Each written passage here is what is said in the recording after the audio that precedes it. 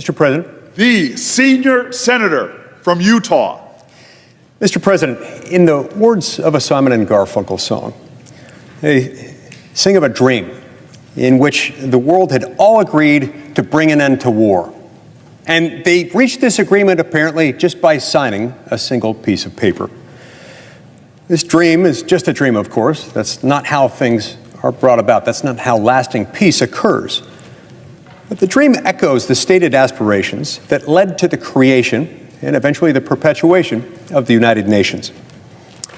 But as history unfolded, the stark reality has not lived up to those lofty aspirations.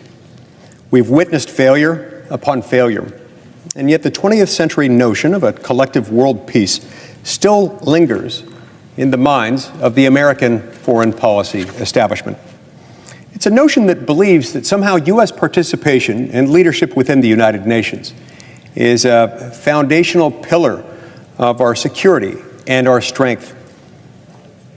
A glance at the world today, however, reveals the harsh truth.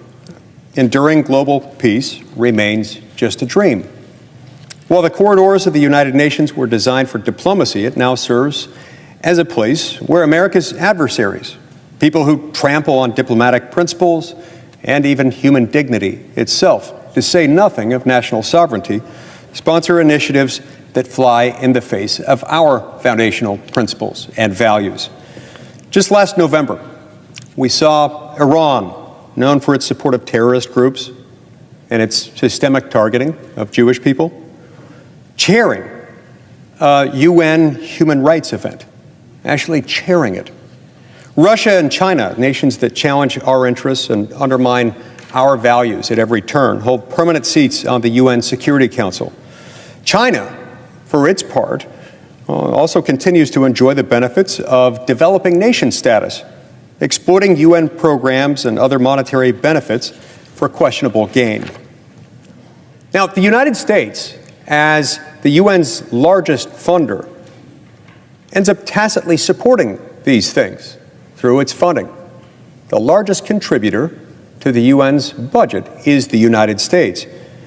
The Biden administration continues to fund indirectly groups like Hamas through the United Nations Relief and Works Agency, known for its anti-Semitic indoctrination. Similarly, the previous administration halted funding for United Nations Population Fund due to its support for coercive abortion practices in China. The bloated bureaucracy of the UN epitomizes the very foreign entanglements that our founding fathers warned against. The global security environment of today underscores the urgency of reasserting American sovereignty. The Defund Act, which I've introduced this week in the Senate, seeks to end U.S. participation in the United Nations system, ensuring that any future attempts to rejoin would require Senate approval. Now, detractors argue that U.S. involvement is essential for our security and that absence from the UN would somehow diminish our soft power, forcing us to rely solely on military might. These are misleading distractions. The current UN system itself erodes American soft power and compels us to conform our national interest to the whims of the so-called rules-based international order. This fear-mongering overlooks the proven value of bilateral relationships, which are the true bedrock of international diplomacy. At the UN's inception in 1945, President Truman presented a choice between international chaos and the establishment of a world organization for peace. Yet, despite the UN's existence, chaos abounds, adversaries leverage their UN positions, and the goal of peace is overshadowed by the ambition for supranational governance. The true hope for a peaceful world lies not in such global institutions, but in the strength of our national sovereignty and the use of that strength to forge and continue to foster bilateral relationships around the world.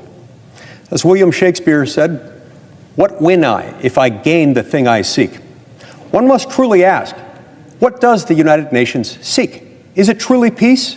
I think not. Its actions speak for themselves. Since 1945, the U.S. has slowly surrendered national sovereignty to the UN under the guise of customary international law. and under this broad aspirational goal of somehow bringing peace and harmony through this international organization. An international organization that is itself utterly untethered from the electoral politics of any country. They very much operate as an island unto themselves once they enter the halls of the UN. Now, we in the United States finance a very significant portion of the UN, much of it voluntarily, with no obligation to do so. Our generosity has been misused to empower terrorists, foment hate, facilitate coercive practices abroad, and in many, many ways undermine our values. The Defund Act aims to restore American independence from the UN's bureaucracy. It will repeal the Foundational Participation Act within the UN Participation Act of 1945, terminate our contributions and participation in peacekeeping operations, and strip UN personnel of diplomatic immunity within the United States. It'll also remove the United States from the World Health Organization and prohibit re-entry into the UN system without the Senate's advice and consent. It's time, Mr. President, that we face reality. The UN has long since ceased to be an effective or responsible steward of our resources. It's time for America to lead through strength and sovereignty.